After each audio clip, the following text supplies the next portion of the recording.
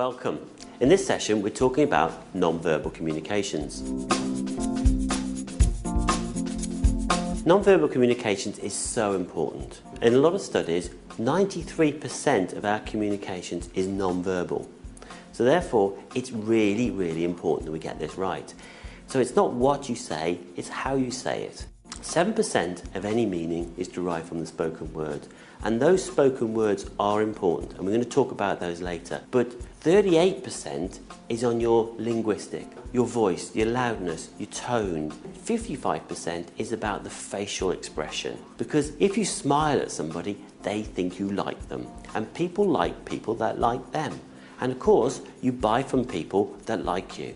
You've got to think about the way you dress. Now, dress is important, very, very important. Different businesses have different dress codes. When I was selling into mobile phone operators, you had to wear a tie. When I was selling into mobile games companies, you didn't wear a tie. In fact, if you wore a tie, you were just too overdressed. So you've got to look at the right point. What business are you in and what is the dress code? When you meet somebody for the first time, look them in the eye and shake their hand firmly.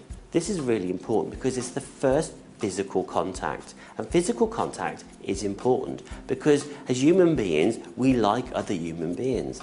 Show them the enthusiasm in your body language, and this is all about using open methodology. It's about thinking about how you can embrace them and show them that you want to work with them. Whereas if you sit there and give a lot of negative attitude, then they're not going to want to buy from you because you're not a very positive person. Use the body language that you've got available to you. And sometimes when you're in meeting rooms, you're all squashed in there, but you still need to give that positive attitude.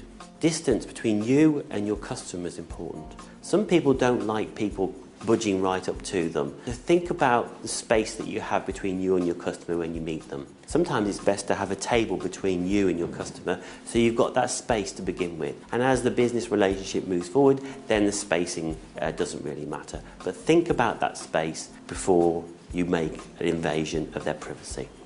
While you're at the meeting, it's all about posture. And I've talked about body language, but also head tilting is also important.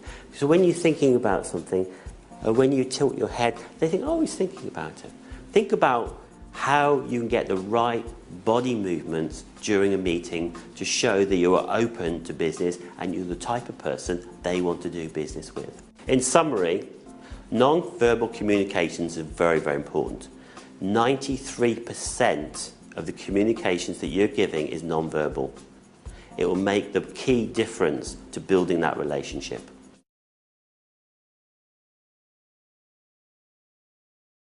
Remember a time when you met someone in a leadership position that you just didn't like? It set the tone for the whole interaction. What if that was how others felt about you? Well, it doesn't.